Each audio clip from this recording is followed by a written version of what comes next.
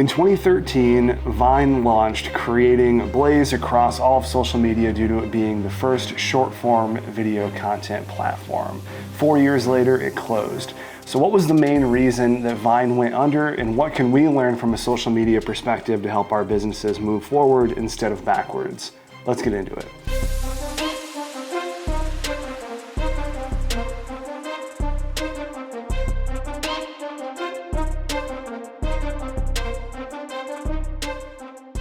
All right, welcome back to this week's episode of Theory of Why. My name is Rob Johnson. So I want to talk about social media trends that I'm not particularly a fan of, and we can use some historical analysis to dive into this a little bit deeper to show why these particular trends don't work. So overall, I would say, and we could diversify this bucket more than just three categories I'm about to give you, but overall on social media, there's three categories that content falls into. One I would call casual watching. So this would be reaction videos, music videos, things that people are consuming from an entertainment perspective.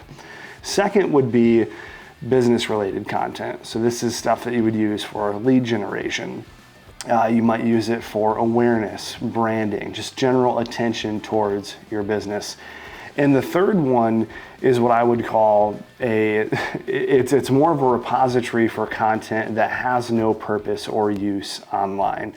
And this would be things like remix videos where people are, commenting on pointless videos just for attention, or they're trying to leverage existing views from a video to gain attention to their channel. This happens a lot on YouTube. Recently, there's the #1 song in the country right now is by this guy named Oliver Anthony. He was just on Joe Rogan's podcast. And what people are doing is they are creating videos of them watching his music video, and they're not really talking, not really adding any commentary, but they're just using his video to gain views. So that would be that third category of there's really no purpose to the content. So in social media over the last 15 years, we've seen trends come and go. And Vine was a really interesting historical analysis because it lasted for 4 years. It was actually purchased by Twitter before it even launched. And over the next 4 years, it started to slowly decline. There's a really interesting documentary on HBO. It's about the guys that owned Vine and how they then turned to another social media app that was built on game shows. We'll link that in the show notes, but it's a really good take of kind of the background of Vine and how that transformed into another application, and then that application was also shut down. So what makes a good social media platform is you need to have community, you need to have a constant flow of new content that keeps people engaged.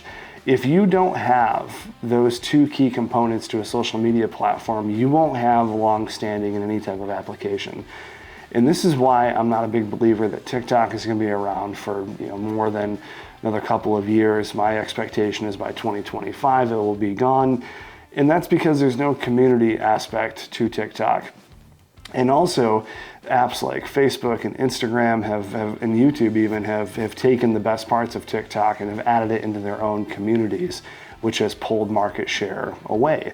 YouTube Shorts as an individual watch platform is already bigger than TikTok. And that's what happened with Vine. Vine couldn't sustain because it didn't have any community. It was a 5-second video upload. People would upload content, they'd watch it, and they'd forget about it. There was no long-term value for advertisers or even anything that would make watchers stay on the platform. And as apps like Facebook and Instagram and YouTube added more video components to their platform, in addition to the community that's already there, they were able to sustain. So when we look at social media overall, there's a lot of really bad things from a business perspective you can do. And the first one is sacrificing your values as a business in order just to gain views or to gain attention. And this happens more than you would think. People see a particular trend and they want to jump on it. We've had clients or potential clients in the past, I should say, that have wanted to jump on trends or jump on things that were very popular, even though it had nothing to do with their business, but they wanted to do it just for the views. They thought that if their business name was attached to this particular trend, that would be helpful.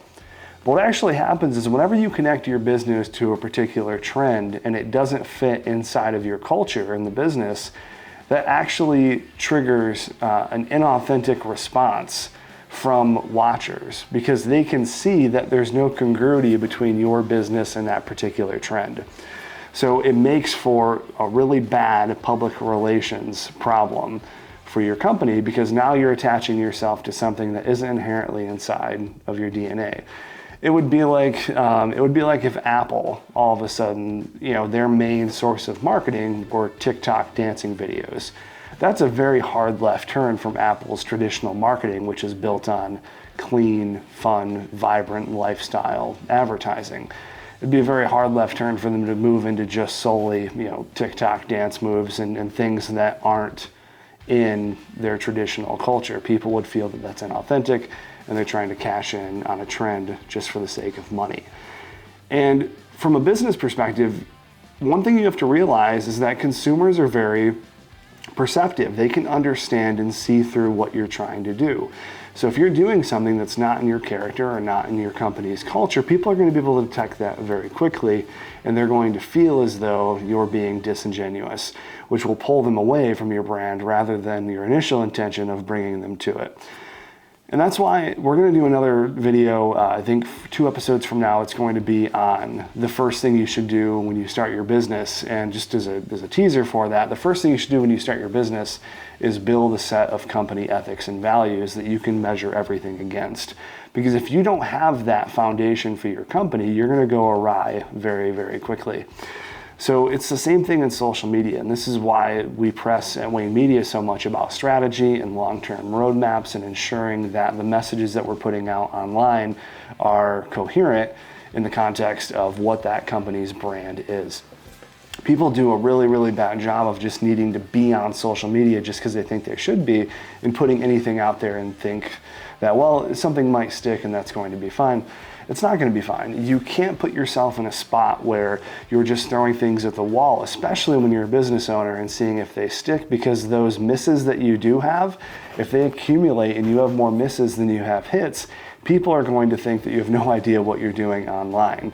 And I see this especially with small businesses, especially here in Livingston County, more than I would like to, where people just try things, they see if it's going to work, and it doesn't. And it doesn't work because they don't have a strategy.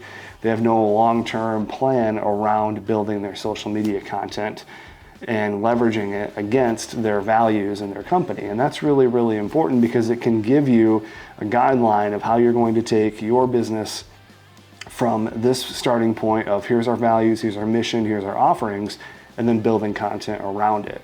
What typically happens is people will build their content, and then later on down the road, they'll try and take their mission and their value and their offering and pull it out of that social media content. And that's a backwards way to go about it. So when you're looking at really bad social media trends, some things that I would avoid from a business owner perspective is short videos that have very little to do with your business. I've seen the amount of realtors I've seen engaging in TikTok dancing trends would blow your mind, and I just don't think it's going to have any impact for their bottom line. I don't think anyone that's going to be looking at buying a house is going to see a realtor doing a TikTok dancing trend and be like, oh damn, I need them to sell my house right now. It's just not going to happen. People don't look at things in that way, and I think I would imagine what they're thinking in their mind when they're making that video is, this is going to get me a ton of views, therefore it's going to expose my brand to more people, then it's going to get me more sales. And again, it goes back to what I talked about with being inauthentic, where if it doesn't fit inside of that particular industry or that particular brand, people are going to turn away and go do something else. And that's not the spot you want to have your business in, because then you lose your identity. You lose your entire sense of what you're supposed to be doing in the marketplace because you have no direction. So as best you can, have a strategy. I talk about this anytime I speak on social media. Even if it's just a 1-month strategy and then you renew that every month, great. And then as you have more time, work on a 2-month strategy or a 3-month or a 6-month. But build that really slowly. And if you have nothing meaningful to say on social media, then don't do it. Don't say anything. Keep it all to yourself. You don't need to put things on social media out of a sense of urgency or because someone's telling you to. You need to post when you have something meaningful to say.